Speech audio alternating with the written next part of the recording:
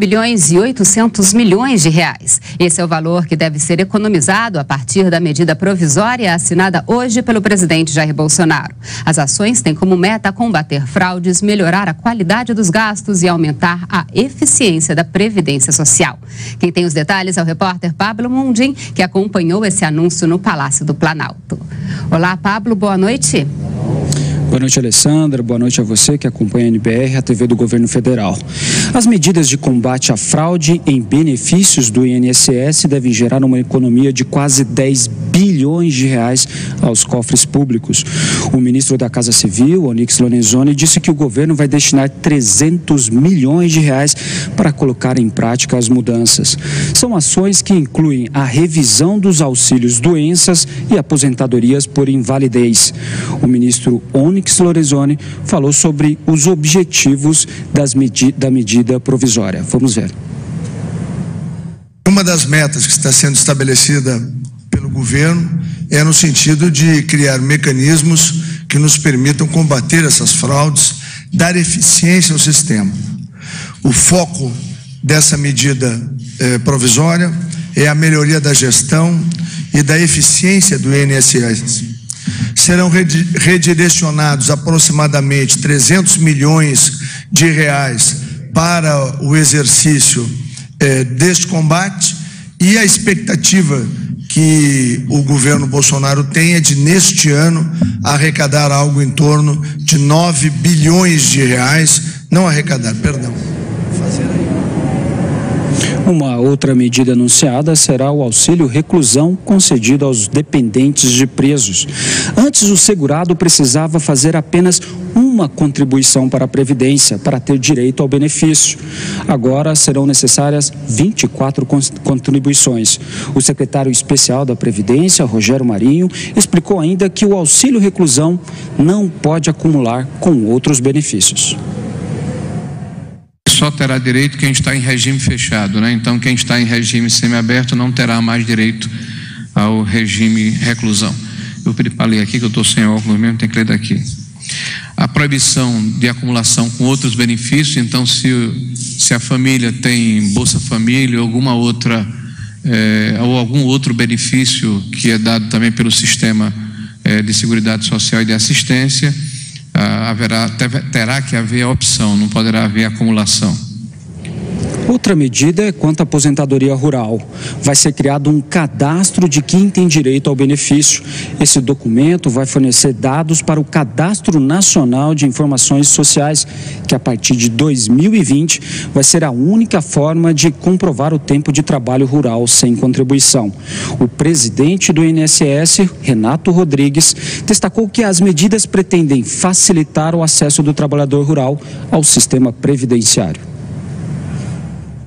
Tudo isso é para permitir acesso do trabalhador rural ao nosso sistema previdenciário, mas não utilizando os meios utilizados até o momento, que são as centrais sindicais. Então, ele poderá utilizar em toda a rede, Pronater, as Ematés, como bem foi falado. Esperamos com isso aumentar a segurança no processo de reconhecimento de direitos e concessão de benefícios dos trabalhadores rurais, mais especificamente dos segurados especiais, e evitar, naturalmente, um enorme espaço para fraude nesse âmbito. De acordo com o ministro Onyx Lorenzoni, a medida provisória será publicada em edição extra no Diário Oficial da União ainda hoje. Com isso, a medida passa a ter força de lei e já começa a valer. Mas para que seja uma lei definitiva, o Congresso Nacional terá que aprovar em até 120 dias. Eu volto com você, Alessandra. Muito obrigada, Pablo, pelas informações. Uma boa noite para você.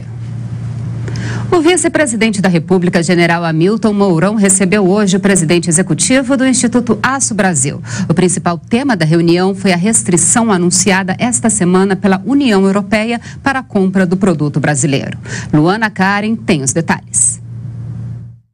O governo do Brasil está em contato com a União Europeia e com representantes do setor de aço na tentativa de preservar as exportações do país após o bloco europeu anunciar que vai impor barreiras sobre a importação do produto brasileiro. A medida deverá entrar em vigor no início de fevereiro. A União Europeia é o destino de 15% das exportações brasileiras de aço. Nesta sexta-feira, o presidente executivo do Instituto Aço Brasil se reuniu com o vice-presidente da República, general Hamilton Mourão, para tratar do assunto. Segundo Marco Polo de Melo Lopes, a limitação das exportações é um agravante num mercado que tem excedente de produção. Segundo ele, para a implementação dessas restrições, a União Europeia entrou em contato com o Ministério das Relações Exteriores no Brasil, que já respondeu aos questionamentos, solicitando alterações e fazendo reivindicações sobre a medida adotada. A sistemática na implementação de uma salvaguarda estabelece que a União Europeia faça as chamadas contatos bilaterais, as consultas bilaterais. Isso foi feito na segunda-feira passada e o governo brasileiro, através do MRE, já colocou as posições, as reivindicações, as solicitações de alteração das medidas que foram adotadas. Nós vamos ter que aguardar agora a resposta da União Europeia. Agora, para finalizar, a expectativa do setor para esse novo governo? Olha, nós temos uma expectativa muito positiva que com o governo Bolsonaro e com aquilo que tem sido desenhado, faça com que se tenha uma efetiva recuperação do mercado interno, que é a nossa prioridade principal. O aço é imprescindível, ele está em todos os processos, né? É importante que se tenha uma siderurgia forte, né? E a nossa expectativa é que a gente tenha efetivamente a retomada, que a abertura comercial que vem sendo anunciada pelo governo seja feita assim de forma gradual, segura e negociada, e que antes dessa abertura se corrijam as chamadas assimetrias competitivas, o famoso custo Brasil.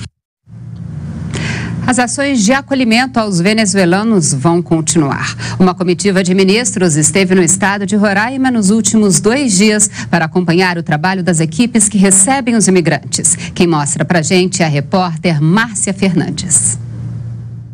A bordo do cargueiro Amazonas da Força Aérea Brasileira, a comitiva saiu de Boa Vista rumo a Pacaraima. A rotina da cidade mudou há cerca de 2 anos com o aumento da migração de venezuelanos. Pacaraima é a principal fronteira com a Venezuela. Todos os dias, cerca de 500 venezuelanos entram no Brasil pela cidade. Ao chegar em Pacaraima, os ministros conheceram um posto de triagem inaugurado em junho do ano passado. Logo na entrada, os imigrantes são imunizados contra doenças como febre amarela e sarampo. Quando você tem entrada em bloco de pessoas, como ocorreu aqui no caso de Roraima, as pessoas que vêm de fora com a doença rapidamente transmitem essas doenças infecciosas. Então, o motivo de nós virmos aqui, primeiro, é para ver como que está sendo feita essa abordagem. Depois é criar um grande cinturão aqui em Roraima de grande imunização da nossa população e daqueles que vêm, porque com isso não deixa haver uma multiplicidade. Se acontecer um caso, pontualmente ele é detectado e faz seu isolamento. Os ministros conheceram também o posto para identificação, onde os venezuelanos tiram os primeiros documentos, e a central de atendimento da Polícia Federal, onde dão entrada no pedido de refúgio ou de residência permanente. Há ainda acesso à assistência social e encaminhamento para abrigos. O ministro da Controladoria Geral da União falou que é preciso manter um controle rígido das verbas para que operações como essas possam prosseguir e que o Exército tem mantido uma boa gestão dos recursos. O Exército vem fazendo um grande trabalho, o Ministério da Defesa vem controlando bem esses recursos, eles vêm aplicando, estão com uma gestão muito boa.